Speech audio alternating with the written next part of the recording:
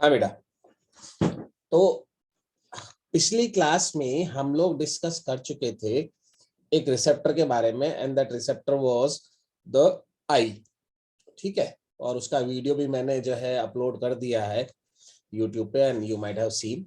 ठीक है, तो अगला टॉपिक आज हम डिस्कस करते हैं next, and that is year. आप में से कोई बता सकता है कि ईयर हमारी बॉडी के अंदर क्यों बना होगा? ईयर का इवोल्यूशन जो है क्यों हुआ होगा? Why the ear is developed in the body? हमारे अंदर ईयर का फॉर्मेशन हुआ किस काम के लिए था? एनीवन, कोई बता सकता हो? Please unmute yourself and let me know. Sir balance के लिए। Yes, correct Gauri, correct. Originally हमारा जो ईयर है, ठीक है, that is developed for the balance, for the balancing. ठीक है, आप आगे जैसे जैसे इस स्ट्रक्चर के बारे में नॉलेज आपको मिलेगी, यू विल अंडरस्टैंड कि ईयर का इंटरनल ईयर वाला जो पार्ट है, उसमें एक पार्ट हम बोलेंगे वहां पर वेस्टिबुलर वाला पार्ट है ना, which is very important in the balance of the body, जो मैसेजेस भेजता है सेरिबेलम को फॉर द बैलेंस। तो बेसिकली ईयर का जो फॉर्मेशन हुआ था हमारे अंदर, है ना, वो हुआ था बैलेंस के लिए। लेकिन बाद में ईयर ने एक और काम करना भी शुरू किया, और वो हियरिंग। इसलिए हम कभी ईयर के लिए, अगर हमसे कभी कोई पूछे तो हम कहते हैं ईयर क्या है भाई? तो हम कहते हैं भाई ear is a stato acoustic organ. Ear is a stato acoustic organ, याद रखना। Ear is a stato acoustic organ. Stato acoustic organ मतलब स्टेटो मतलब बैलेंस, एंड अकॉस्टिक मतलब सुनना, है ना। तो ये स्टेटो अकॉस्टिक ऑर्गन है, हमारी बॉडी का सुनने में और बैलेंस करने में मदद करता है। इसको हम क्या भी बोल सकते हैं? दिस इज आर फोनो रिसेप्टर। ये हमारा फोनो रिसेप्टर है। फोनो रिसेप्टर है मतलब सुनने के लिए, है ना, हमारे को सुनने में हेल्प करता है ये। तो फोनो रिसेप्टर है ये हमारा ईयर जो है। ठीक है बेटा, तो मेन अगर मैं कहूं यहाँ पर कि ईयर का फॉर्मेशन क्यों हुआ, तो समझना कि year is formed for the balancing basically, लेकिन बाद में इसने सुनने का काम भी करना शुरू किया। अब जब हम ईयर के बारे में बात करते हैं हमारे, तो हमारा जो ईयर है, इस ईयर को हम तीन पार्ट में डिवाइड करते हैं, तीन पोर्शंस में डिवाइड करते हैं। And these three portions are, number one is external ear. External ear. Number two is middle ear. Middle ear. And number three is internal ear. Internal ear. Just a second beta. Internal ear.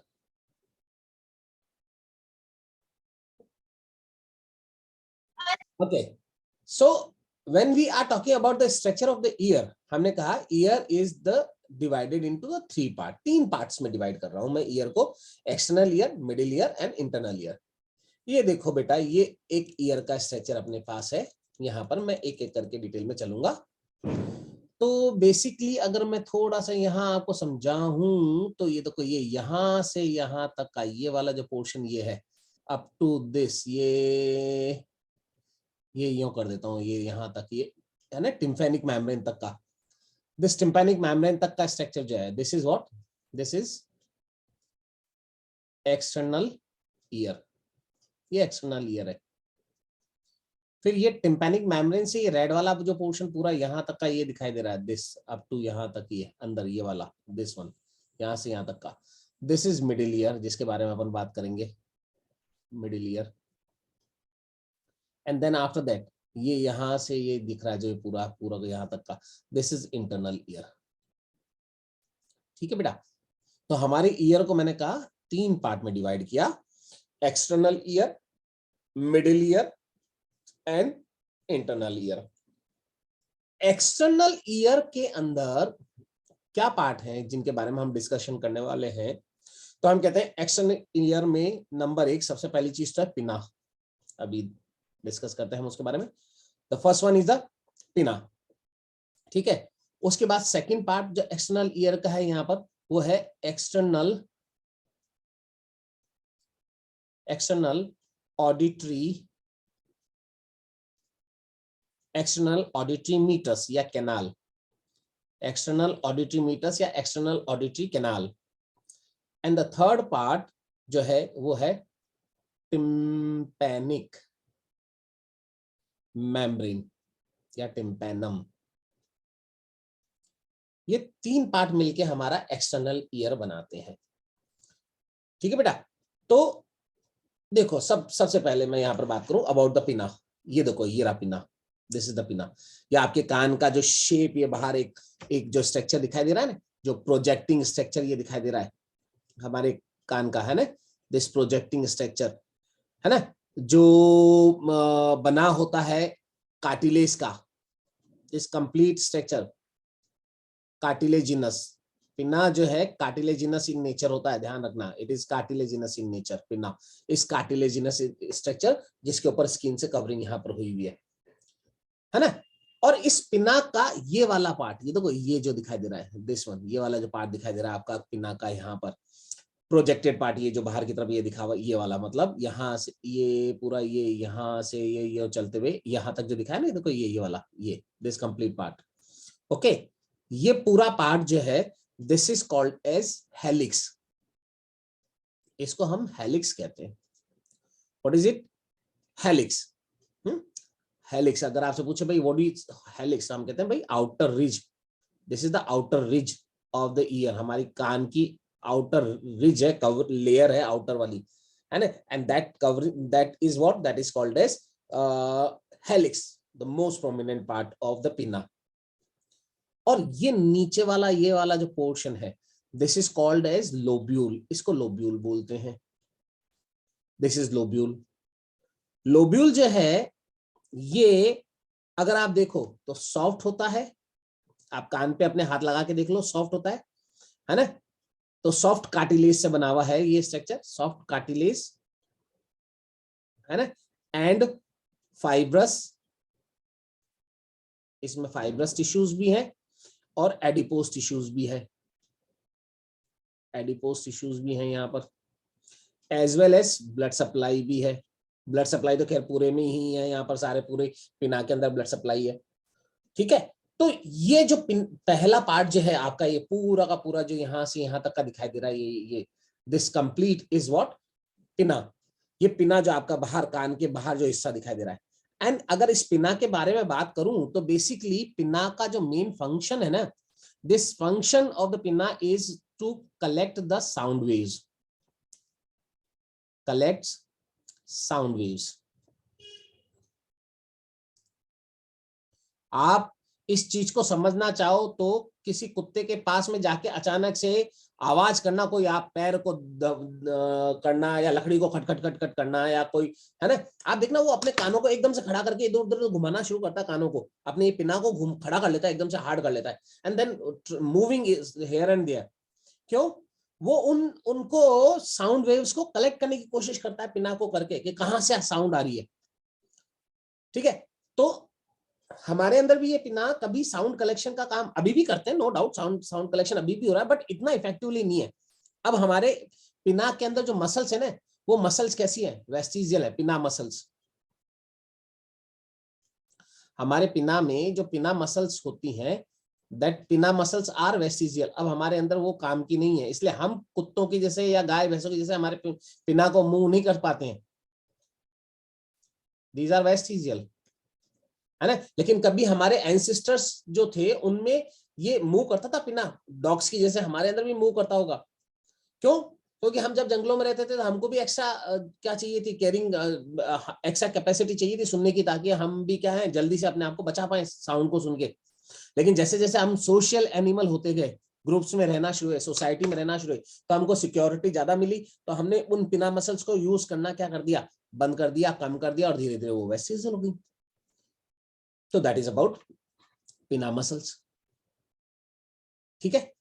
Then after that next, ये यहां से देखो, ये पूरा tubular portion, ये पिना open हुआ आगे कान के अंदर एक नली में, आप देखो सुबह सुबह रोज आप नहाते समय कचरा निकालते होंगे यहाँ से, इसमें से। This is what, this is external auditory canal, या जिसको हम क्या भी बोलते हैं, external auditory meatus. External auditory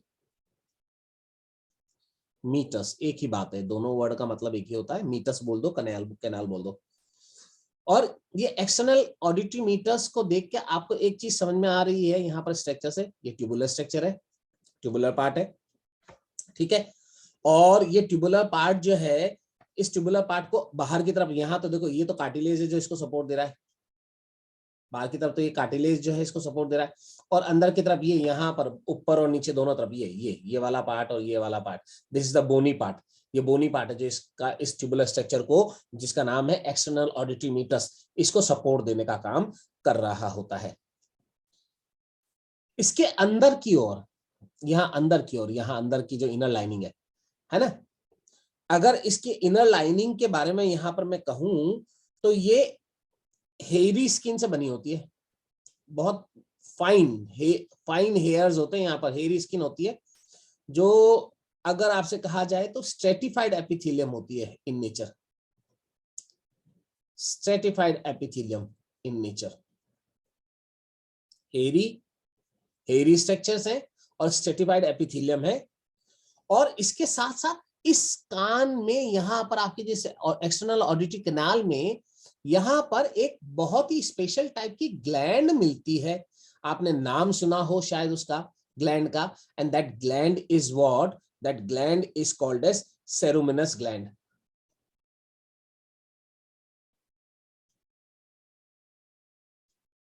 सेरुमिनस gland, important question, बहुत नॉर्मली आप इसको क्या बोलते हो, ईयरवैक्स ग्लैंड, ईयरवैक्स ग्लैंड है ना, साइंटिफिकली इसका नाम है सेरुमिनस ग्लैंड, ध्यान देना, ceruminous gland, it is the ceruminous gland. और ये सेरुमिनस ग्लैंड जो होती है, वैक्सी ग्लैंड जो है, इसके बारे में आपसे कुछ क्वेश्चंस पूछे जा सकते हैं। नंबर 1, ये किसका मॉडिफिकेशन है, ये किसका मॉडिफिकेशन है, कौन सी तरह की ग्लैंड का मॉडिफिकेशन है हमारी बॉडी में? तो ध्यान रखना, सेरुमिनस ग्लैंड जो है हमारे अंदर मिलने वाली स्वेट ग्लैंड का मॉडिफिकेशन होता है। नंबर 1, पसीने की ग्लैंड जो होती है, स्वेट ग्लैंड्स, उनका मॉडिफिकेशन है, ठीक है, मॉडिफिकेशन ऑफ स्वेट ग्लैंड। और इस सेरुमिनस ग्लैंड से क्या निकलता है, ईयर वैक्स निकलता है, जिसको आप रोज सुबह कान में से थोड़ा सा साफ करते रहे तो धीरे धीरे ईयर वैक्स, जिसको साइंटिफिकली हम सिरोमेन कहते हैं। सेरुमिनस ग्लैंड है, इसलिए इसका साइंटिफिक नेम वैसे क्या है, सिरोमेन, और हम बोलचाल में नॉर्मली हम इसको क्या बोलते हैं, that is called ear wax. और इसका काम क्या है ईयर वैक्स का या इसका, तो ये किसी भी सब्सटेंस को, कोई भी फॉरेन पार्टिकल जब यहाँ से अंदर, मतलब कोई डस्ट पार्टिकल, कोई मिट्टी, कोई बैक्टीरिया अंदर जाने की कोशिश करता है, तो ये जो ईयरवैक्स निकलता है वो उनको यहीं पे ट्रैप कर लेता है, रोक लेता है, ताकि ये पत्थर की कोई कंकड़ पत्थर या कोई बैक्टीरिया जाके अंदर और इस टिम्पैनम को डैमेज ना कर दे, इन्फेक्ट ना कर दे, ठीक है। तो prevents tympanic cavity, tympanic membrane, sorry cavity नहीं, टिम्पैनिक मेम्ब्रेन है ना, from foreign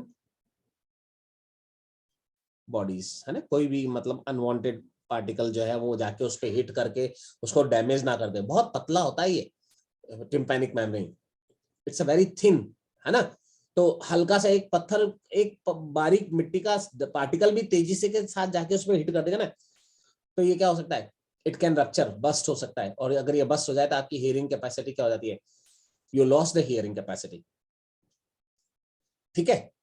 and then after that, next, ये देखो बेटा, ये वाला पूरा ये जो हिस्सा दिख रहा है यहाँ पर, ये दिस वन, है ना, मैं कलर और दिखा, ये देखो ये वाला, दिस वन, ये पूरा जो पूरा आपका हिस्सा है, this is what, this is the tympanic membrane और टिम्पैनम। टिम्पैनिक मेम्ब्रेन बोल दो या टिम्पैनम बोल दो, एक ही बात है, टिम्पैनिक मेम्ब्रेन और टिम्पैनम। और ये एक्सटर्नल ऑडिटरी एक्सटर्नल ईयर का सबसे लास्ट पार्ट है, एक्सटर्नल ईयर का सबसे लास्ट पार्ट है ये यहाँ पर, ठीक है। और इसके बारे में अभी जो मैंने कहा था, ये क्या बहुत ही थिन है, मैं सेमी ट्रांसपेरेंट, बहुत ही थिन सेमी ट्रांसपेरेंट, ठीक है। ऑलमोस्ट ओवल शेप्ड, दिखाई दे रहा होगा शेप से, ऑलमोस्ट ओवल शेप्ड, ठीक है, ऑलमोस्ट ओवल शेप्ड स्ट्रक्चर है यहाँ पर। और ये जो टिम्पेनम जो है, ये इन मिडिल ईयर को एक्सटर्नल ईयर से सेपरेट करने का काम कर रहा होता है यहाँ पर। अच्छा, एक चीज समझना, जैसे अभी आप सुन रहे हो, है ना, अभी आप सुन रहे हो, तो कैसे सुन रहे हो और क्या सुन रहे हो, इस चीज को थोड़ी समझने की कोशिश करना। एक्चुअली अभी जब मैं बोल रहा हूं ना बेटा, तो आपके आपके कानों तक जो आवाज पहुंच रही है, वो अभी मेरी साउंड वेव्स पहुंच रही है, ये साउंड वेव्स यहाँ, ये ईयर पिन्ना से होते हुए ये साउंड वेव्स जा रही हैं, ये साउंड वेव्स आपके साउंड वेव्स जा रही हैं और जाके और ईयर ड्रम पे हिट करती हैं, ईयर ड्रम पे हिट कर रही है, ठीक है। तो ये पिन्ना से लेके और टिम्पैनम तक, पिन्ना से लेके टिम्पैनम तक जो साउंड्स हैं, वो साउंड वेव्स की फॉर्म में ट्रेवल कर रही हैं, ध्यान रखना, साउंड वेव्स के फॉर्म में ट्रेवल कर रही हैं। लेकिन इस टिम्पैनम के बाद में साउंड वेव जो साउंड है, वो साउंड वेव्स की फॉर्म में ट्रेवल नहीं करेंगे, वो वाइब्रेशंस की फॉर्म में ट्रेवल करेंगी। बिल्कुल आप उस तरीके से कंपेयर करो कि एक ढोलक के ऊपर वो होती है, एक पर्दा सा होता है, उसके ऊपर वो स्किन होती है, तो आप उसमें जैसे ही धम करके मारते हो तो वाइब्रेशन, वो वाइब्रेशंस होती है ना। तो ये साउंड वेव्स आती है और आके हिट करती हैं यहाँ पर, और हिट करने के बाद अब उसके बाद आगे जो ये साउंड ट्रेवल करेगी, that will travel in the form of the vibrations की फॉर्म में ट्रेवल करेंगे आगे। तो मिडिल ईयर और इंटरनल ईयर में जो साउंड ट्रेवल करेगी, वो तो करेगी वाइब्रेशंस की फॉर्म में, और एक्सटर्नल ईयर में जो आपकी साउंड जो ट्रेवल कर रही थी, that is in the form of waves, sound waves की फॉर्म में ट्रेवल कर रही थी, ठीक है बेटा। तो ये हुआ मेरा यहाँ पर पहला part of the external ear, and that is what, this is external year, ठीक है। एक्सटर्नल ईयर के बाद अब हम आते हैं मिडिल ईयर के बारे में। और मिडिल ईयर में अगर मैं कहूं यहां पर, तो कुछ चीजें जो इंक्लूड है यहां मिडिल ईयर में, हम उनके बारे में अगर कहें, तो नंबर 1 मिडिल ईयर में सबसे पहली चीज है यहाँ टिम्पैनिक कैविटी, टिम्पैनिक कैविटी, एक एक करके अपन बात करेंगे। टिम्पैनिक कैविटी, देन नंबर 2 यहां है भाई ear ossicles, ear ossicles. Number 3 यहां पर जो है वो है skeletal muscles, skeletal muscles. And then after that number 4, number 4 यहां पर जब मैं यहां करूंगा मिडल ईयर में, तो मिडल ईयर इंटरनल ईयर से कनेक्टेड होता है बाय 2 स्ट्रक्चर्स जो हम यहां पर बात करेंगे, and that is fenestra, fenestra ovalis and fenestra rotunda, rotunda. ये 4 स्ट्रक्चर्स हैं जिनके बारे में मैं अब बात करने वाला हूं बेटा। देखो यहाँ पहली चीज, यहां पर अगर आपको कहूं मिडिल ईयर कौन सा है, तो ये रेड कलर में जो कलर्ड हुआ हुआ पार्ट है बेटा, ये वाला देखो, ये दिस वन, ये रेड कलर में हुआ हुआ पार्ट जो पूरा दिस, ये टिम्पैनम के बाद का ये यहां से यहां तक का, ये मिडिल ईयर है, ये मिडिल ईयर है।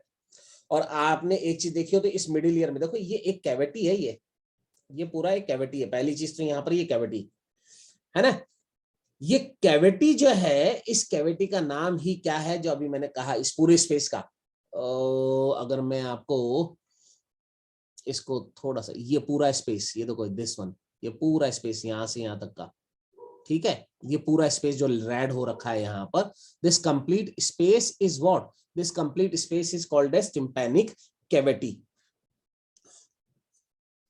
असल में इस टिम्पैनिक कैविटी को टिम्पैनिक बुला भी बोलते हैं, टिम्पैनिक बुला, है ना। तो टिम्पैनिक बुला बोल लू या टिम्पैनिक कैविटी बोल लू, ये वाला पूरा रेड वाला जो कलर है, और ये आपके आपके फेरिंग्स में, नेजोफेरिंग्स वाले पार्ट से दोनों तरफ, राइट वाला ईयर जो है मिडिल ईयर है वो राइट साइड में, और लेफ्ट वाला मिडिल ईयर जो है लेफ्ट साइड में, आपके नेजोफेरिंग्स है, ये यहाँ नेजोफेरिंग्स है इस जगह, आपके नेजोफेरिंग्स से कांटेक्ट में रहता है, वहां जा इसमें से एक ट्यूब खुलती है और उस ट्यूब का नाम है यूस्टेकियन ट्यूब। तो आपके राइट मिडिल ईयर से भी एक यूस्टेकियन ट्यूब आके आपके नेजोफेरिंग्स में खुलती है, और लेफ्ट वाले जो मिडिल ईयर है वहां से भी एक यूस्टेकियन ट्यूब आती है और वो आपके नेजोफेरिंग्स में खुलती है। और ये नेजोफेरिंग्स जो है ये नाक का मिडिल ईयर के साथ कनेक्टेड है। आप में से अगर कभी कोई हिली एरियाज में गए हो, आपने कभी महसूस किया हो, कभी मनाली शिमला कभी गए हो, तो आपके कानों में दर्द होना शुरू हो जाता है ना, कान सुन हो जाते हैं, ऊंचा सुनने लग जाते हो। तो वहां पर शायद आपको कभी किसी ने कहा हो कि मुंह खोल के सांस लो, या और कुछ नहीं तो कई बार किसी ने टॉफी दी होगी आपको कि टॉफी चूसो, अभी देखो कान में दर्द बंद हो जाएगा, काइंड ऑफ द थिंग ये। हालांकि ये तो एक वो है, बट मुंह से सांस लेने के लिए लोग कहते हैं कि मुंह खोल के सांस लो, अभी देखो सही हो जाएगा। एक्चुअली क्या है समझना, ये जो ईयर ड्रम है, टिम्पैनिक बुल्ला, टिम्पैनिक कैविटी जिसको मैंने ईयर ड्रम भी कहा है ना, ये टिम्पैनिक मेम्ब्रेन जो है ना, ये वाली टिम्पैनिक मेम्ब्रेन, ये देखो ये जो मैं बता रहा हूँ, ये टिम्पैनिक मेम्ब्रेन, इसको ईयर ड्रम भी बोलते हैं। ये ईयर ड्रम या टिम्पैनिक मेम्ब्रेन बहुत पतली मेम्ब्रेन है बेटा। तो इस टिम्पैनिक मेम्ब्रेन के इधर की तरफ यानी एक्सटर्नल ऑडिटरी मीटर्स में और इस अंदर वाली टिम्पैनिक कैविटी के अंदर, दोनों के अंदर एयर का प्रेशर बराबर रहना चाहिए। अगर एयर का प्रेशर दोनों साइड में बराबर नहीं होगा ना, तो क्या होगा उस केस में, ये टिम्पैनिक मेम्ब्रेन फट सकती है। अगर बाहर की तरफ प्रेशर ज्यादा हो गया, बाहर की तरफ प्रेशर ज्यादा हो गया तो अंदर की तरफ प्रेशर लगेगा, फट जाएगी, या अंदर की तरफ प्रेशर ज्यादा हो गया तो बाहर की तरफ फट जाएगी। तो इस प्रेशर को मेंटेन करने में ये यूस्टेकियन ट्यूब जो है दोनों साइड की आपकी हेल्प करती है। क्या मान लो यहाँ एयर ज्यादा हो गई, प्रेशर ज्यादा हो रहा है, तो ये एयर यहाँ से निकल के बाहर चली जाती है आपके नेजोफेरिंग्स, और नेजोफेरिंग्स से होके आपके बाहर। तो in that way the pressure is maintain. और अगर प्रेशर कम है तो जब आप सांस ले रहे हो तो नेजोफेरिंग से एयर यहाँ आती है इस वाले हिस्से में, और वो वापस एयर जो है यहाँ फिल होके और बैलेंस बनाती है। इन दैट वे ये नेजोफेरिंग्स जो है आपकी यहाँ पर क्या करती है, हेल्प करती है to maintain the air pressure on the both side, है ना, अंदर की तरफ करके। एक बार दोबारा बताइए सर ये। बेटा एक काम करो, मुंह और नाक को बंद करो, अभी मुंह और नाक को बंद करो, अपने पूरे मुंह को और नाक को बंद करो, ठीक है, और हवा को बाहर निकालने की कोशिश करो, जितना दम लगा के कर सकते हो, मुंह से और नाक को बंद करके हवा को निकालने की कोशिश करो, और महसूस करो आपके कान में दर्द होता है, प्रेशर महसूस होता है आपको कान पे। क्यों हुआ ये? नाक और मुंह को बंद करने के बाद, क्योंकि नाक से सांस बाहर निकाल नहीं पा रहे हो, मुंह से सांस बाहर निकाल नहीं पा रहे हो, लेकिन वो हवा जो आप निकालने की कोशिश करते हो तो वो एयर यहाँ से कहाँ चली जाती है, आपके यूस्टेकियन ट्यूब से होते हुए मिडिल ईयर में आ जाती है, और यहाँ मिडिल ईयर में जैसे ही वो हवा आती है आपके कान सुन्न हो जाते हैं एकदम से, जब आप ऐसा कर भी करते हो तो, ठीक है, क्यों? प्रेशर ज्यादा हो गया एयर का। और या एयर यहां से जब आप हाइट्स पे जाते हो, कभी हाइट्स पे जाते हो तो बाहर का प्रेशर कम हो गया, अंदर ज्यादा हो गया, तब भी वो कान सुन इसलिए हो जाते हैं क्योंकि हाइट्स पे जाते हो तो बाहर प्रेशर कम है, और अंदर कंपैरेटिवली प्रेशर क्या हो गया, इन टिम्पैनिक बुला में ज्यादा हो गया, तो फिर वही वाली बात है, जैसे अभी मैंने कहा मुंह बंद करके, नाक बंद करके आप हवा को बाहर निकालने की कोशिश करो तो कान सुन हो गए, ऐसे ही हाइट्स पे जब जाते हो तो कान सुन हो जाते हैं आपके, सुनाई नहीं देता, है ना। और इसीलिए कहते हैं मुंह खोल के सांस लो। क्यों? मुंह खोल के सांस लोगे तो वो एक्सिस में जो एयर है वो यहाँ से वापस क्या हो जाएगी, निकल जाएगी, तो प्रेशर मेंटेन हो जाएगा, तो आपको सुनने में दिक्कत नहीं होगी। So that is Eustachian tube. और कई बार आपने महसूस भी किया होगा, जब कभी आपको कोल्ड हो जाता है, जुकाम हो जाता है, तब भी आप ऊंचा सुनना शुरू हो जाते हो। क्यों? जब कोल्ड हो जाता है तो वो कई बार म्यूकस जो है वो यहाँ जाम हो जाता है, यहाँ पर इसमें यहाँ इसमें चला जाता है यूस्टेकियन ट्यूब में, तो वो यहाँ चला गया, तो वो क्या हो गया, देखो आपको एयर प्रेशर को मेंटेन करने में दिक्कत होती है और आप सुन नहीं पाते हो, तो आपको थोड़ा अजीब सा लगता है कानों में।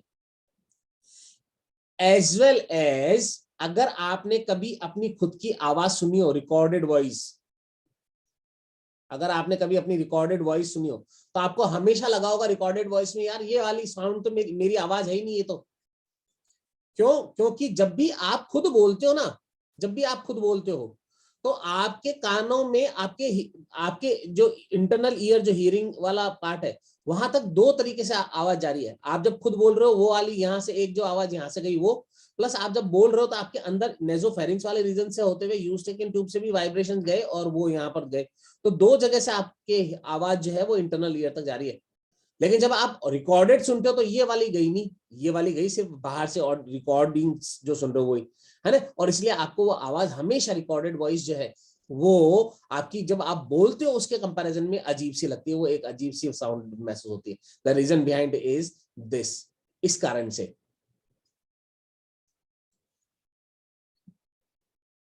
तो देखो ये तो यूस्टेकियन ट्यूब के बारे में बात हुई बेटा, ठीक है। तो यूस्टेकियन ट्यूब का फंक्शन समझ में आ गया। यूस्टेकियन ट्यूब क्या कर रही है? This eustachian tube is serving for the, it serves to equalize the air pressure, है ना। एयर प्रेशर को क्या कर रही है, ये इक्वलाइज कर रही है on the both the side of tympanum. And then उसके बाद अब यहां पर अगला जो है जिसको मैंने बोला यहां पर ईयर ऑसिकल, ये देखो ईयर ऑसिकल, ये है ना, ये रे बेटा ईयर ऑसिकल, ये छोटी छोटी तीन बोन्स हैं, देखो ये एक ये वाली है, दूसरी ये वाली है, ये वाली, और तीसरी ये वाली है, थर्ड ये वाली, ठीक है। ये तीन बोन ऑसिकल्स कहलाती हैं या ईयर ऑसिकल्स कहलाती हैं, these are the ear ossicles. और ये इंपॉर्टेंट क्वेश्चन बनता है यहां पर, ईयर ऑसिकल्स, ठीक है। ये ईयर ऑसिकल जो है हमारे एक कान में राइट साइड वाले में भी तीन और लेफ्ट साइड वाले में भी तीन, तो कुल मिला के हमारी बॉडी में 6 होंगी।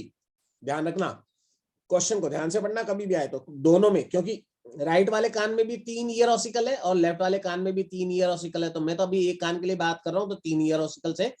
और ये 3 ईयर ऑसिकल जो है उनमें सबसे पहली ये पहली जिसको मैं कलर्ड कर दिया, ये मैंने ब्लैक कर दिया यहाँ पर, this is what, this is called Méliès. ये मेलियस कहलाती है बेटा। ये मेलियस अगर आप देखो तो ये हथौड़े के जैसी, हैमर हेडेड है, हथौड़े के जैसी दिख रही है कि नहीं दिख रही है ना, हैमर शेप्ड। खास बात, मेलियस जो है हथौड़े की जैसी हैमर्ड शेप दिखाई देती है। फिर उसके बाद दूसरी ये वाली, ये देखो बेटा ये वाली दूसरी ये है ना, and this second one is what, this is called as incus. और ये इनकस होती है एनविल शेप्ड। एनविल, मजदूरों के पास में आपने एक लोहे की छेनी देखी होगी, ऐसी ऐसी एक कील जैसी इस तरह की, जिससे वो कभी दीवार में कुछ खड्डा वड्डा करने की कोशिश करते थे। एक ऐसा ही लंबा सा इस तरह का वो एक लोहे का उनके पास एक इंस्ट्रूमेंट होता है ऐसा, जिसको वो लोहे में दीवार पे लगा के फिर उस पे हैमर करते हैं, इस पे हथौड़े से, और उससे वो दीवार में खड्डा करते हैं, है ना। इसको बोलते हैं एनविल, छेनी, हिंदी में बोलते हैं छेनी, एनविल, ठीक है। तो ये एनविल जैसी होती है शेप में, इसलिए इसको बोलते हैं anvil shaped. And then after that जो तीसरी है ये वाली, ये थर्ड, ये थर्ड जो है, ये आप घोड़े पे अगर कभी चढ़े हो तो घोड़े पे चढ़ने के लिए नीचे वो एक पैर डालने के लिए एक शेप होता है इस तरह का, यूं ऐसा ऐसा देखा है उसमें नीचे, है ना, जिसको बोलते हैं स्टिरअप। तो उसके जैसी स्ट्रक्चर वाली एक बोन होती है यहां पर, and that is called as stapes. Stapes जो कैसी है शेप में, स्टिरअप शेप्ड,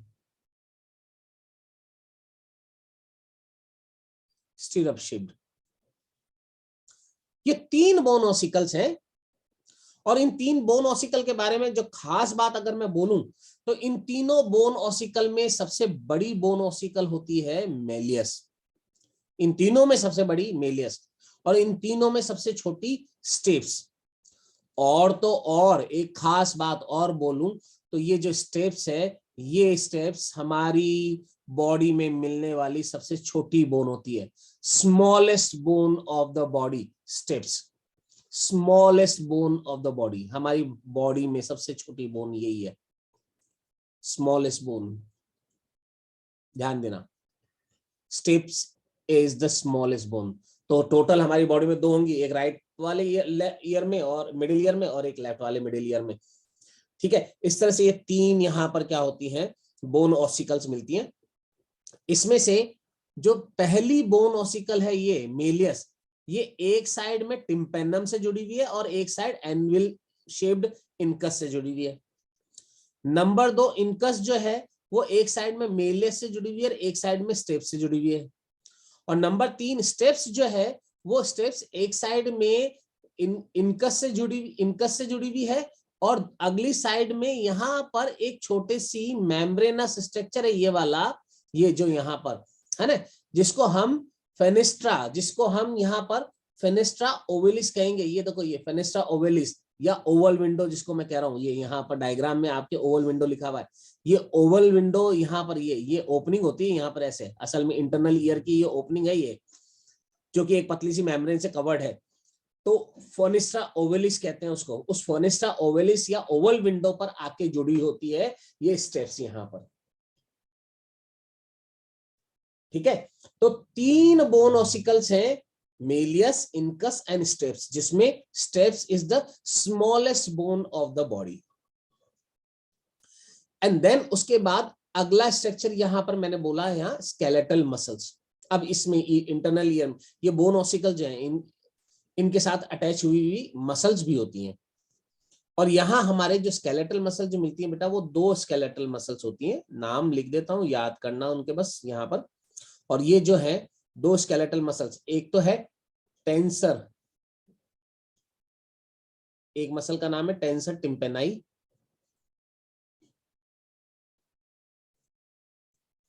टेंसर टिम्पेनाई, ठीक है। और दूसरी मसल का नाम है stapedius, stapedius, stapedius, tensor टिम्पेनाई and stapedius.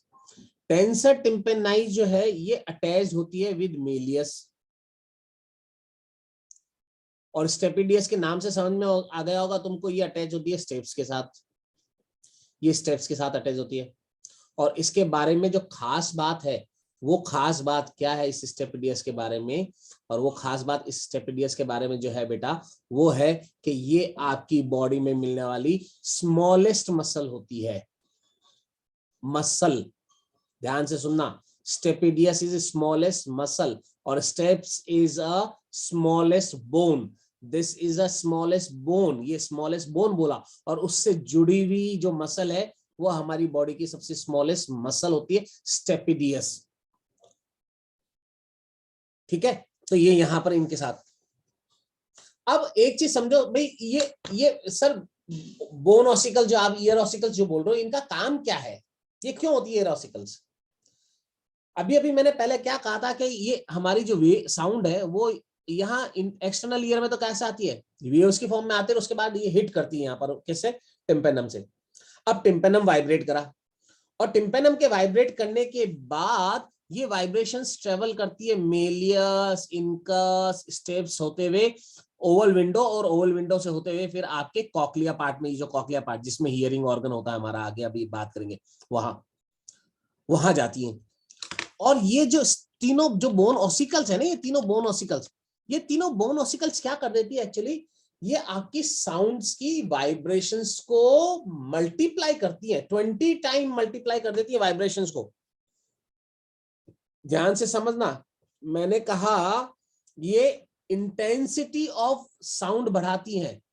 ये तीनों की तीनों बोन ऑसिकल जो है, ये इंटेंसिटी इंटेंसिटी ऑफ साउंड बढ़ा देती है ना, और 10 से 20 गुना तक 20 टाइम तक बढ़ा देती है।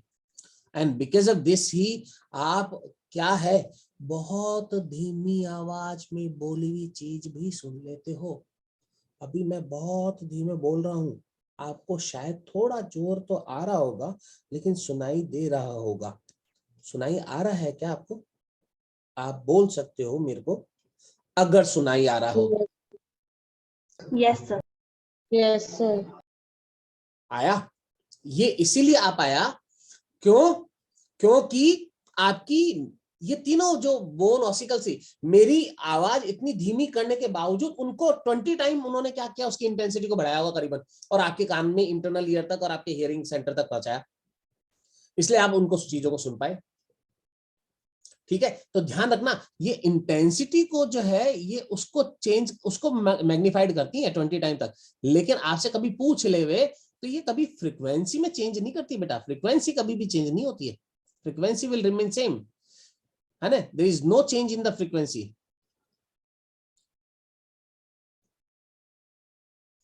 ठीक है, फ्रीक्वेंसी में कोई चेंज नहीं करते हैं। ध्यान रखना।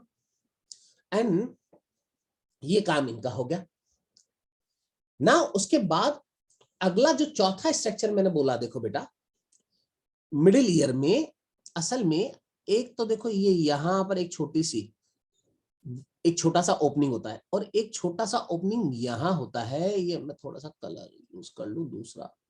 एक छोटा सा ओपनिंग यहां होता है, ये 2 ओपनिंग होती है यहां। देखो, फोनिस्ट्रा, फोनिस्ट्रा का मतलब समझ लो पहले। फोनिस्ट्रा का मतलब होता है खिड़की। असल में मान लो ये दीवार है, और इस दीवार में ये एक छोटी सी खिड़की है। तो ये खिड़की क्या कहलाती है? लैटिन में इसको कहते हैं फोनिस्ट्रा। ठीक है, समझ गए क्या? फोनिस्ट्रा, फोनिस्ट्रा मींस खिड़की, छोटा सा स्पेस, ओपनिंग। तो यहां पर भी तो यही है कि ये इंटरनल ईयर है, और इस इंटरनल ईयर की ये यहां पर 2 ओपनिंग्स हैं। ये देखो यहां हियर अगर मैं कहूं तो ये 2 ओपनिंग्स हैं बेटा यहां पर। एक तो ये है यहां ओपनिंग, ये छोटी सी ओपनिंग है, और एक ओपनिंग यहां होती है।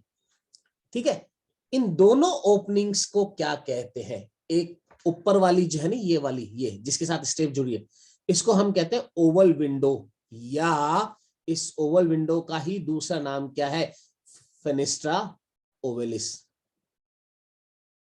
फेनिस्ट्रा ओवेलिस, ये ओवल विंडो या फेनिस्ट्रा ओवेलिस। और इसके साथ स्टेप्स जुड़ी हुई है। और ये दूसरी जो यहां नीचे की तरफ ये जो दिख रही है, ये यहां पर दिस वन, ओके, इसको बोलते हैं हम फेनिस्ट्रा रोटेंडा।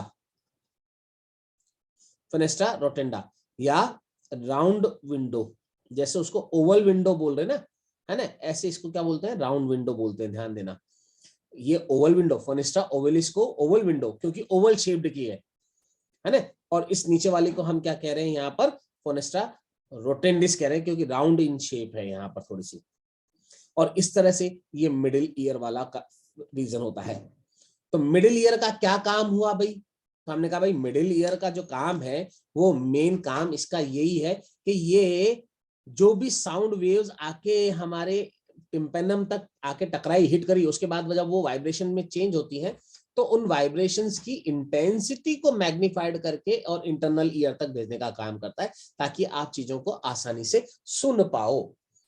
ठीक है, उसके लिए यहां पर ये मिडिल ईयर का पार्ट होता है। यहां तक की चीज में कोई परेशानी हो तो मेरे को बोलो।